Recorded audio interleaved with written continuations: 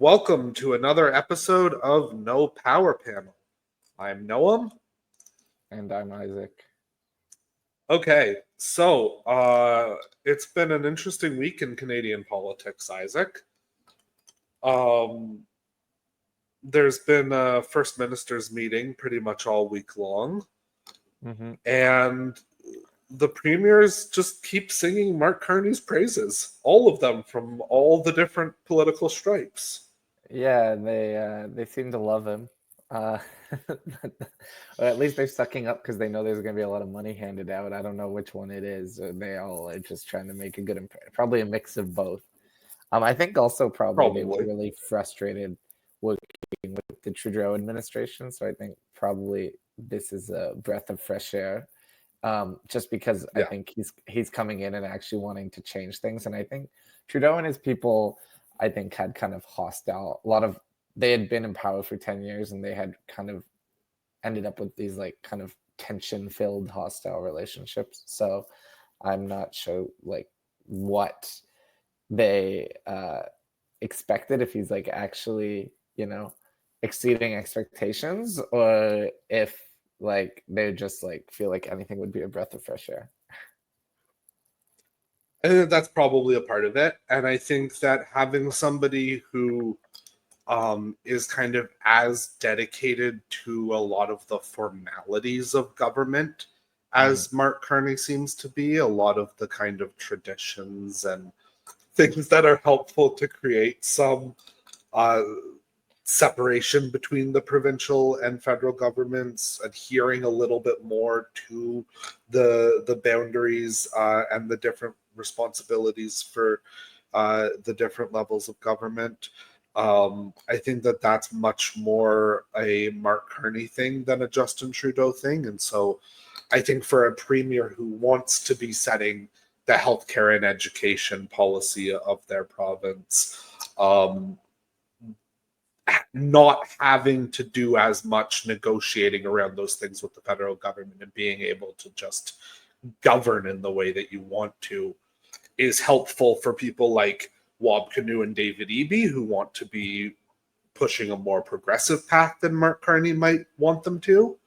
And it's probably helpful to people like Danielle Smith and Scott Moe, who are probably wanting to go on a more conservative path than Mark Carney might want them to. And so having that kind of real enabling of some real power to the provinces again is probably a nice respite from them than what you imagine they were facing during Trudeau's tenure, when he was wanting to negotiate on every single issue with the provinces. Yeah, and one thing specifically I wanted to talk about was Doug Ford was really singing the praises of Carney. He even mentioned that Carney had stayed over at his cottage in like the guest house. And one, you're talking about your cottage's guest house. I don't know. That seems like a little out of touch to me.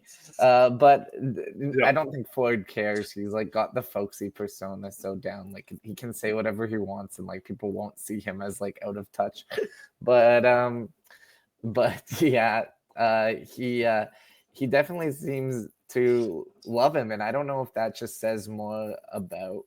You could look at it three ways. You could either look at it like Ford, like the conservative, I'll give this side, which I don't think is true, but like conservative people on social media are like, Ford's a fake Tory, he's a secret liberal, blah, blah, blah, blah. I don't agree with that. And then there's the people who are like, they are both politicians who can look past each other's like political differences. And then the third option is you could just say, well, I don't really think they have that many political differences. Like I think they're pretty aligned politically, probably. I think that's probably the most likely case. I don't think there's actually that much room between them in terms of policy or how they what their actual vision No, I mean, if you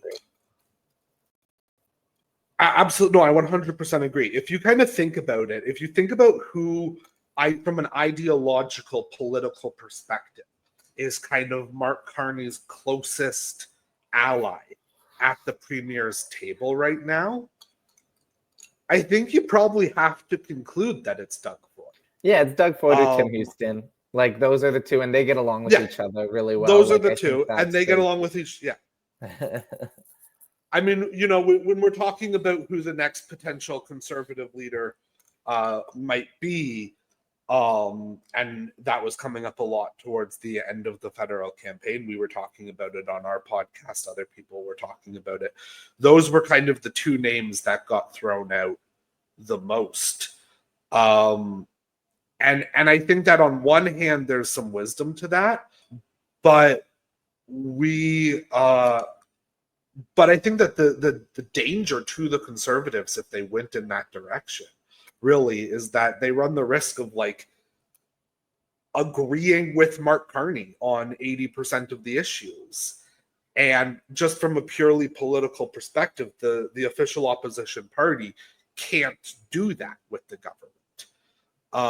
And so Doug Ford and Tim Houston might be smarter to wait until another liberal leader is in charge after Carney to pursue something at the federal level, just so that they can contrast themselves with the next liberal leader who will likely be a more progressive person, just in the way the Liberal Party kind of trades their leaders back and forth between a progressive Quebecer and a slightly less progressive person from outside of Quebec. That kind of tends to be how they exchange leaders in their party. I like how And so, yeah, I like think how that you have such like a specific like pattern that you just it's like, yeah, the liberals, they switch back and forth between a progressive Quebecer and a less progressive non-Quebecer. And then in my head I was like, okay, how many years back can we do that pattern? And I guess it's like from before Chrétien, you can do it 1 1 1 1. So I guess it's like you're looking at you least can go 30. further back. You can go further back. You can go back as far as Pearson. Okay. Yeah. And So it is straight up a line that does that, with the exception of the fact that Paul Martin represented a Quebec riding. But I yeah. mean, he was a Bay Street guy. So you can go And 60. so So I you're saying you consider can go him to 60 fall years. into the and that's So, what the Liberal Party does. You can go from Pearson to Trudeau Senior to John Turner to Chrétien to Martin to Dion to Ignatieff to Trudeau to Carney. so I guess that means we have to remember that for our next liberal leadership draft. You can only draft progressive politicians from Quebec. I mean, if we're going to talk about who might be being mentioned already as the next liberal leader, I don't think we have to worry about that for years. The way Mark Carney is seems to be governing right now. I don't either. I'm just saying Melanie Joly is sitting right there.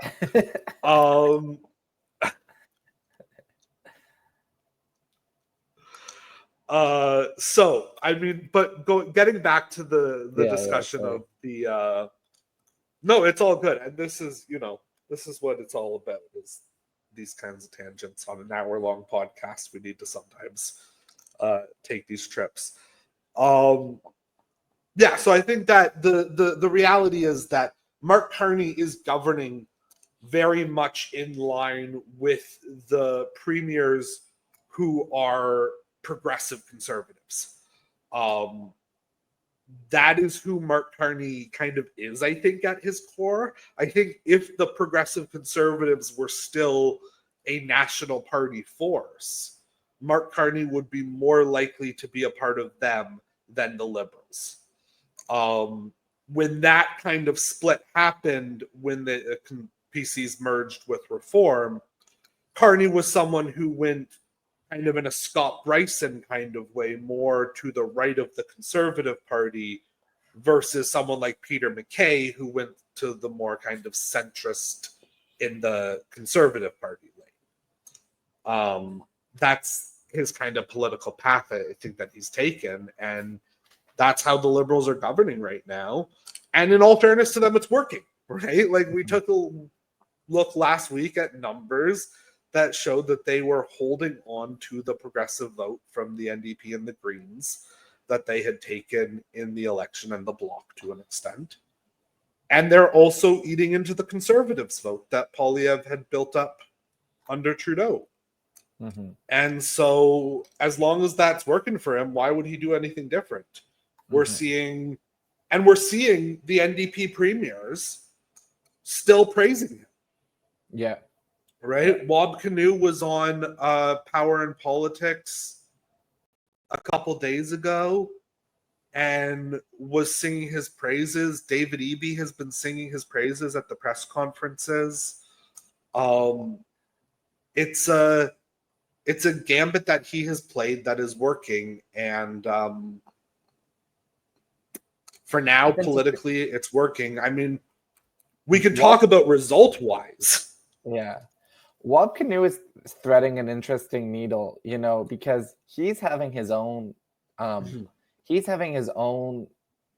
political stances provincially, where he backed out of that pipeline deal, citing, true consultation with Indigenous groups. Like this was the kind of policy he was elected, to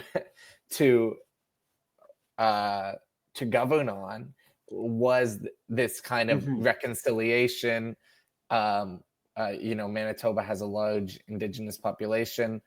Historically, they have not been. They're actually one of the worst per capita in terms of greenhouse gas emissions and climate. That's in part because they're so rural. But he has been, he's just stepped away from a pipeline deal provincially, but federally, he's singing the praises of Carney, who is trampling on Indigenous consultation and First Nations talks when it comes to infrastructure projects and pipelines. So he's kind of trying to have his cake and eat it too. So far, it's working for him as well. He's got a really high approval rating in Manitoba, so I don't know how much we can critique that, but he's got an interesting brand that he is carving out for himself. I think that he fundamentally is a New Democrat. I think that he has center-left positions, but I also think that he just recognizes that on issues where he isn't going to be able to win and do what he wants, he just kind of goes, it's easier to go along and get along than put up a fight. Yeah. He very much is that way on a number of issues, including he's said some very pro-Israel things in the last couple of years. And that I think also needs to be factored into his record, even though he's not helping set foreign policy. He's not he might have his talking eyes like set the on NDP that base on that issue. And also, it's important he very to well note might. those things now because he has a national profile now, and who knows what might happen in the future, 5-10 years down the line. He's not running after this current NDP leadership. But the next one, which I don't think will be that. I think it comes after the next federal election, honestly. Because I think the next person gets 2.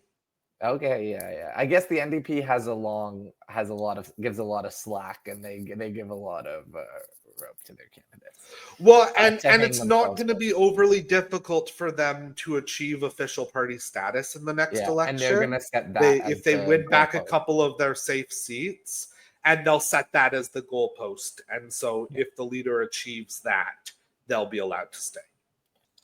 So, I mean, that's interesting about Wab Kinew, and he definitely seems to be walking that line pretty well. So we'll keep an eye on him as well because, he definitely might have leadership ambitions. Let's talk specifically about what some of the content that's been talked about at this meeting this week, and specifically on the trade file, because Donald Trump has set a deadline for August 1st as a kind of arbitrary deadline. I think this is his third deadline. I think this is the third date he's Third or giving fourth. for when Canada's gonna get these Yeah. giant tariffs. So take it with a grain of salt. And it seems to be, and it seems to be now he's kind of talking about a kind of flat rate on specific industries across the board, versus staggering it and trying to, like, exempt things. And he's just going, okay, on these specific industries, on auto, on steel, on all of the industries that he's been targeting, there's just going to be a flat tariff rate unless we come to some kind of alternative deal. And it's not clear right now whether that's going to happen or not. Mm-hmm. The indications from Carney are that there's a chance that just we're not going to have a deal and we're going to live with that. And that's going to be kind of best. That's what has been started to be leaked from some government officials. It's what some of the people are starting to say around these talks. And I'm not sure how I feel about that, because Mark Carney was elected specifically on this issue. So yeah, we've been talking about the fact that he's got all of the premiers singing his praises and he's polling wise doing really well and yada, yada, yada. But like fundamentally, this is what he was elected. Mm-hmm. Yeah, 100%. And if he can't deliver that, then as soon as his honeymoon ends, it's going to be a crash. Mm-hmm. Because everyone who is going to kind of start questioning what's going on once the honeymoon wraps up in a year or so, likely, are going to say, well, I voted for this guy to get a good deal from the States. That's what his entire campaign was centralized around. And he's not now done that. And we're just living with these tariffs, which has increased the cost of living even more. And it's very easy to see how a Conservative Party or an NDP could take advantage of that come the next election. And the Liberals could end up back where they were under Trudeau quite easily. Yeah. Yeah, he needs to see success. Like this, he needs to actually come out of the negotiations with Trump, if you can call them negotiations, this rhetoric from Trump and the US without huge economic harm to the Canadian economy, essentially. And that's going to be really tough because at the end of the day, that's what's going to win or lose you the election. If people feel the hurt and if he doesn't come out with something, we can talk about like the political like optics of certain situations and negotiations and all this stuff, and like communication strategies. But if it's directly related to like the negotiations or some trade deal or tariffs or not, it's kind of all going to get glommed into that and blamed on Carney, no matter what. So that's the situation he faces. And it's the situation we said he was going to face when he was in the election campaign. We said this was going to happen. Like he was set up. Everything seemed to be going right for the campaign. And he was the perfect person to position to win that campaign. And he was so lucky. But, it's going to put him in a really tough position when he's actually governing and actually has to deliver results. And now he's he's getting that invoice. Yeah, absolutely. So we'll see what happens from there. It's certainly something that we'll keep an eye on. And we'll likely talk about quite a bit more next week because we will be recording on the 31st. Yeah. So we will be recording on the day of the deadline as we approach likely living in quite a different economy when we wake up on the morning of August 1st. Unless at like 5 a.m. something changes or whatever happened the last. Which is always possible with this man, right? Yeah. Like you got to say Trump is never a reliable negotiating partner. It's part of the problem. Yeah. And it's a part of the problem that Carney is now having, is that I think that he expected to be negotiating with a businessman and not a lunatic. Yeah. And that's just the reality of Trump. Speaking of which,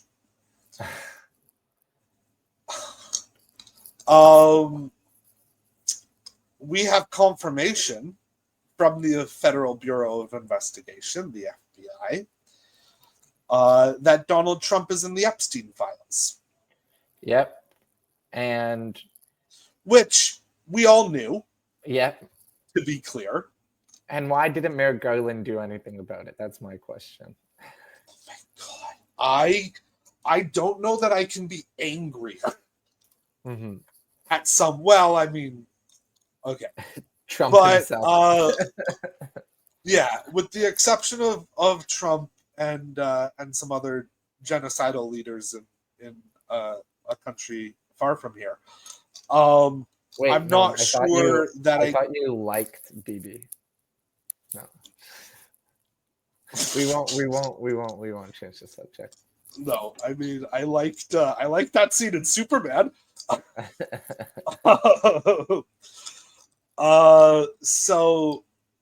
Yeah, but I don't know that I can be angrier at a Democrat, let's say, than I am at Merrick Garland, who could have rid us of Donald Trump if he had.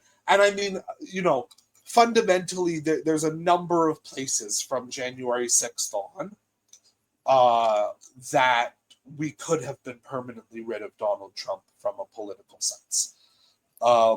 And Merrick Garland is responsible for like half of those going wrong. And it's a shame. It's something that he should have prosecuted him for. He should have prosecuted him for countless things. The whole Democratic Party is operating on a different plane of existence. The Republicans have completely detached themselves from any sort of norms, like descending into fascism, and the Democrats are like, well, we can't politicize the office. It's like, what are you talking about? Like, this isn't no one is gonna be, we have to remove ourselves from, like,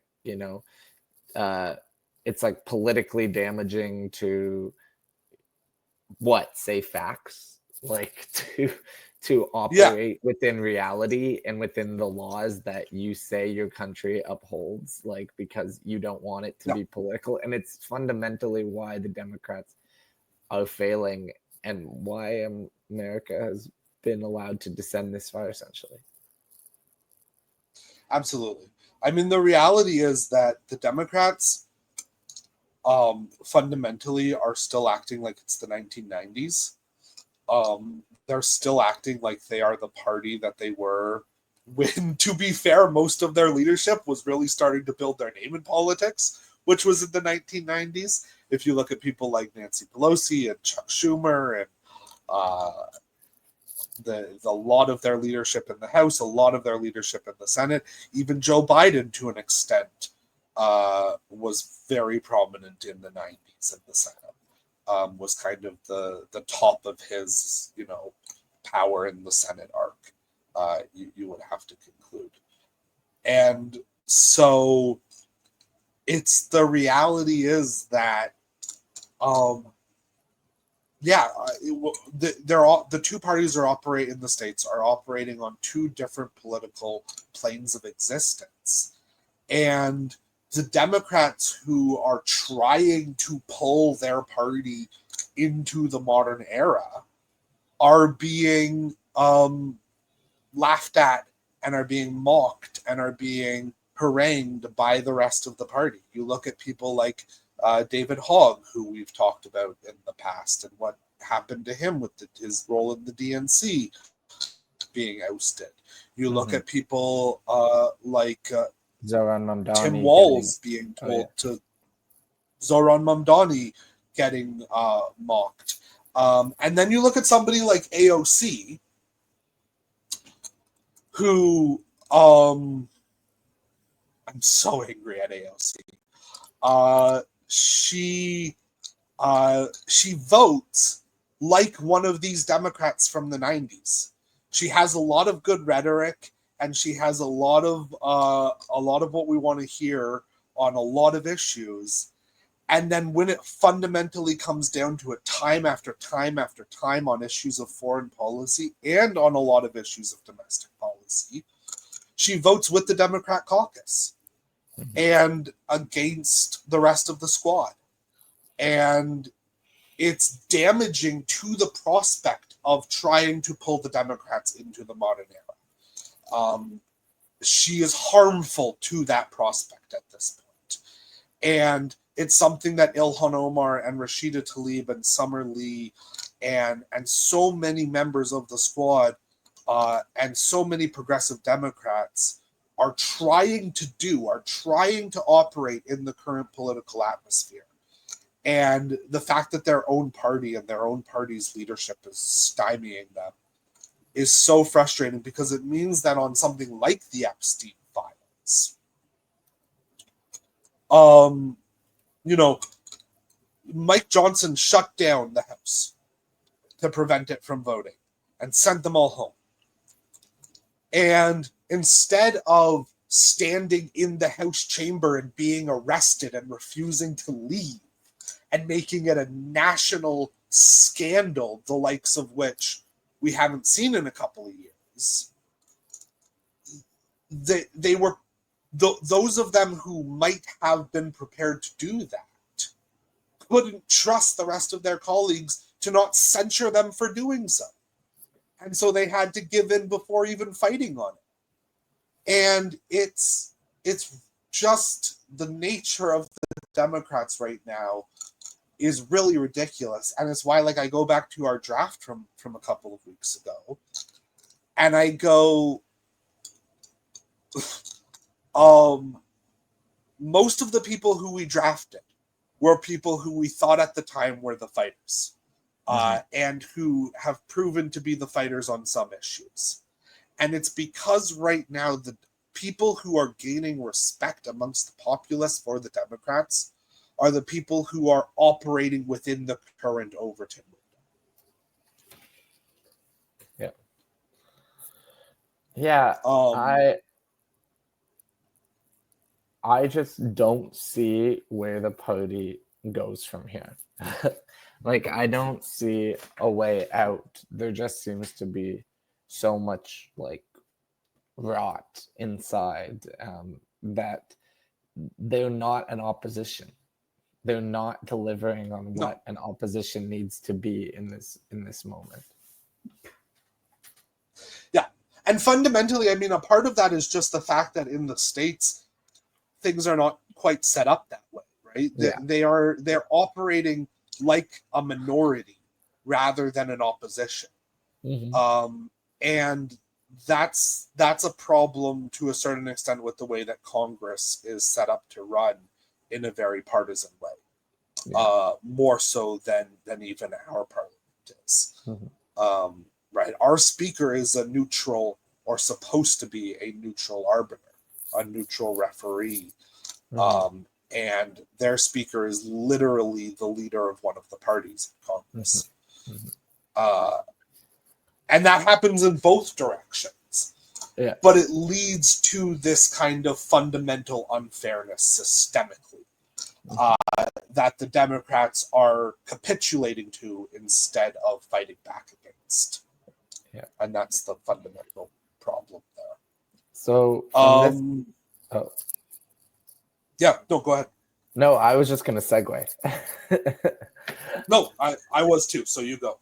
I was saying, from this point, do you want to go to winners and losers, or did you have any other items you want to bring pressing onto the agenda this week?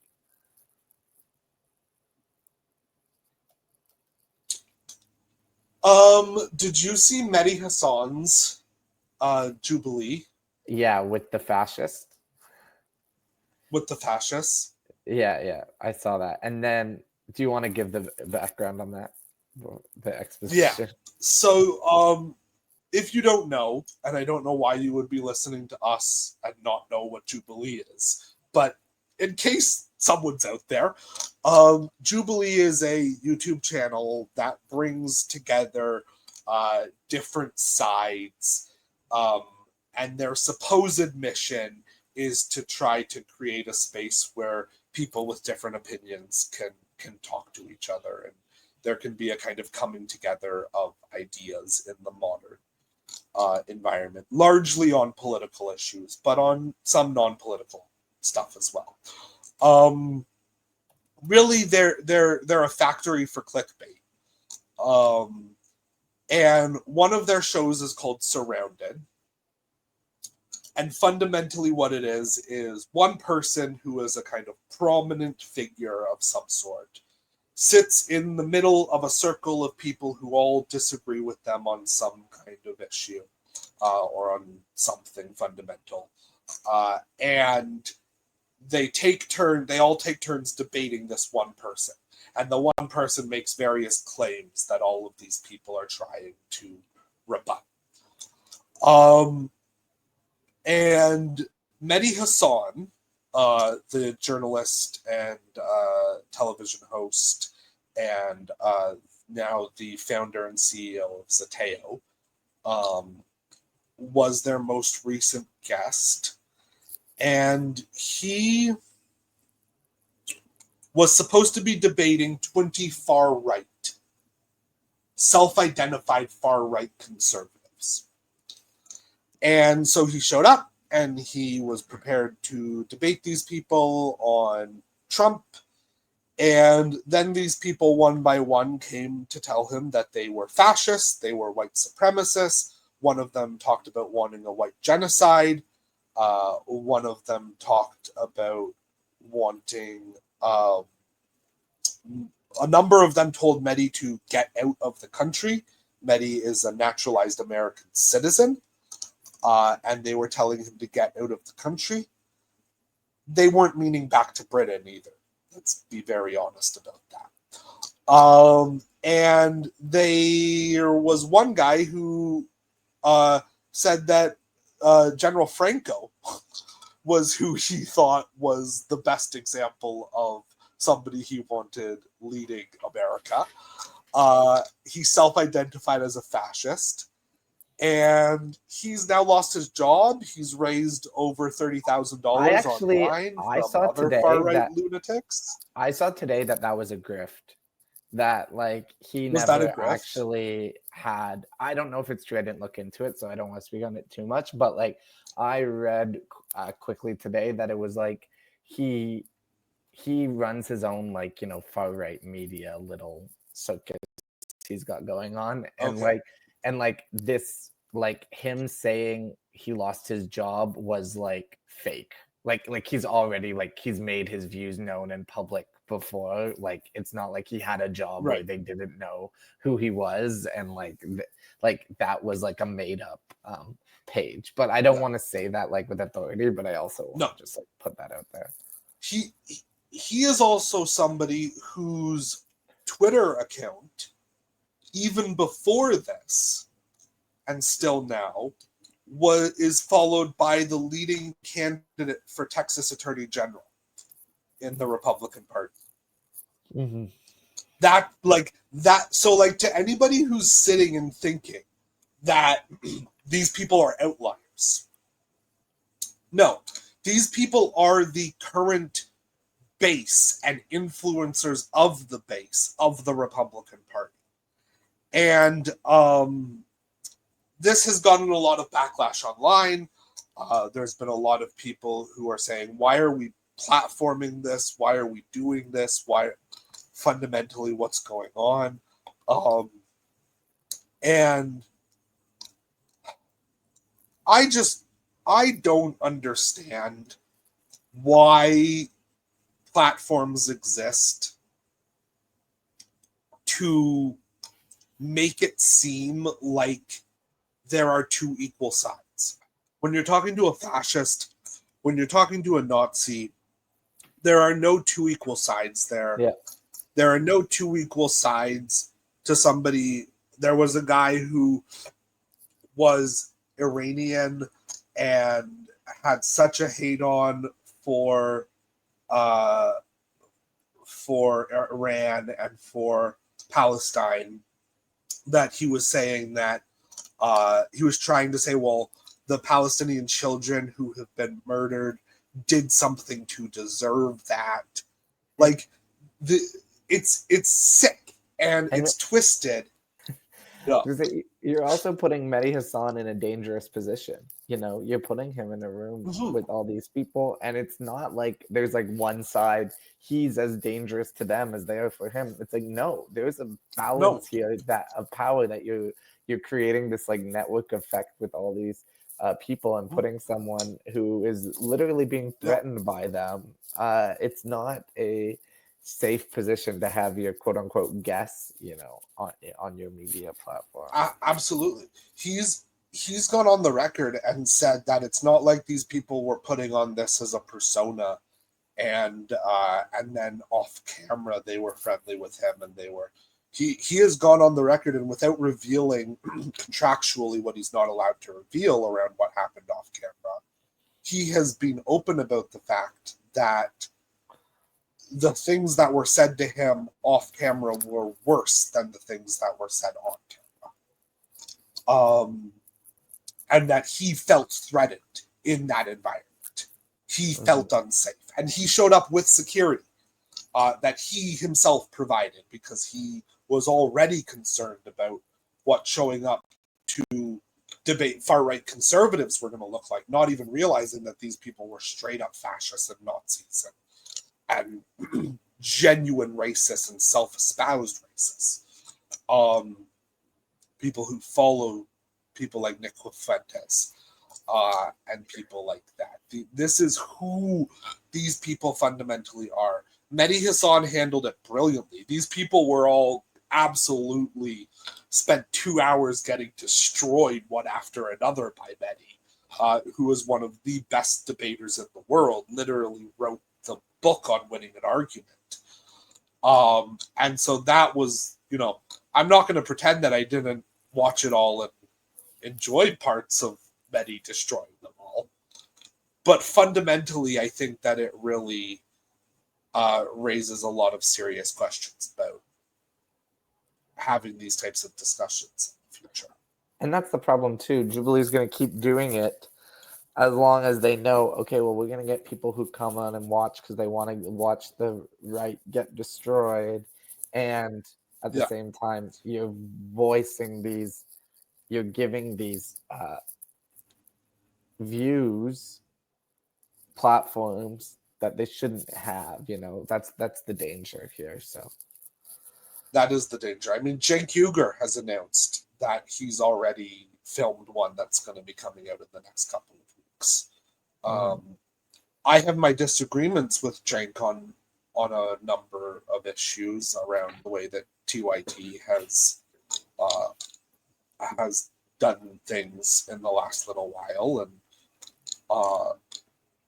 but that being said, like this isn't a good thing for anyone to be doing, and it needs to fundamentally, like, this needs to be the end of it, because when you are straight up, when they are not weeding out fascists, that is a dangerous element. That is showing that they are not capable of running this kind of debate construction. And so I just wanted to get on the record around that. Winners and losers. Sure. Unless you have something else. Week? No. Who's your loser this week? No. My loser this week is Jubilee. Oh, okay. Yeah, that makes sense. I like, fundamentally, above and beyond just like how disgusting what happened was, they should be embarrassed about that. But beyond that, this was a terrible week for them business-wise. I mean, they got some great clips. Their views this week have been insane.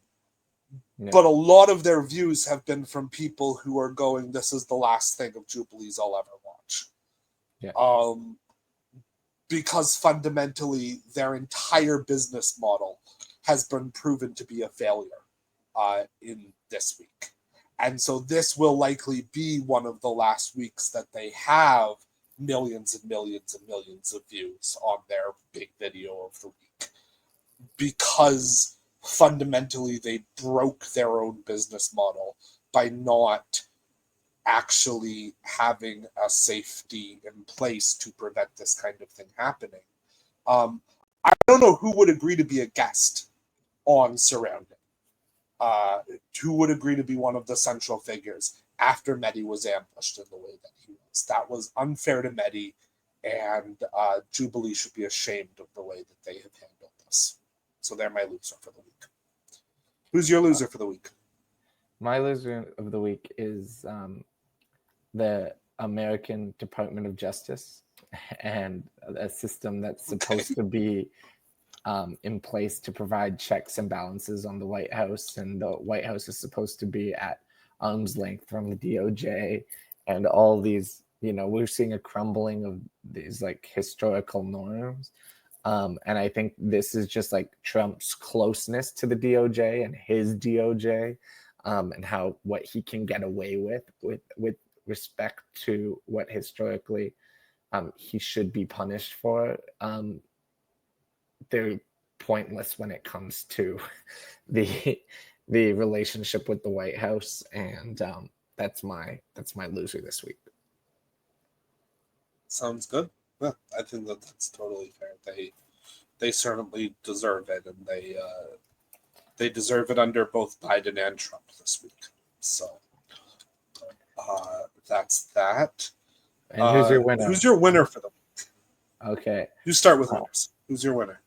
I will say, I hate to say it, but I'm gonna say my winner this week is Doug Ford. Just because I do feel like he, for some reason, is getting everything he wants in terms of getting this like branding as like standing up for Canada, because he doesn't have to take any of the heat that Carney takes in terms of like actually delivering or not delivering. He just has to go to talk to the media and give his little bluster and run his TV ads and put a giant ass Canadian flag on Queen's Park, and he can like closely tie his brand to being this like fighter for Canada when actually having no impact whatsoever. But that also means he gets none of the pushback if something doesn't succeed. So all that stuff we were talking about in terms of the game Carney has to play, and he has to cash these checks he made during the elections, and he has a lot of stakes riding on this. Ford can truly come in and just like be a mascot without actually getting any of the consequence. And watching him at these news conferences, it becomes clear like that's his game, and it pisses me off, but he's winning. So there you go. Yeah, sounds good. My winner this week is Stephen Colbert.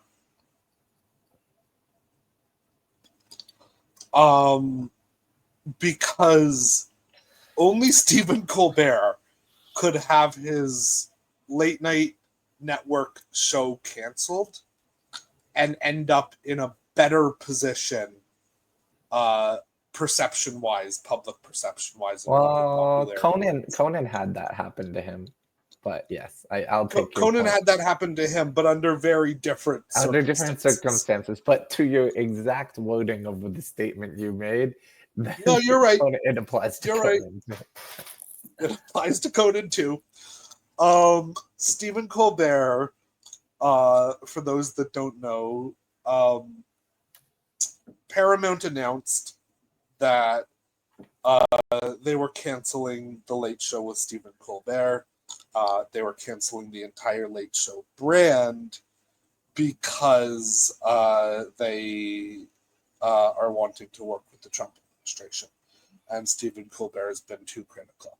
I'm not even giving them the dignity of offering their bullshit explanation around finances, because that had nothing to do with it. They rank number one in the time slot under that show.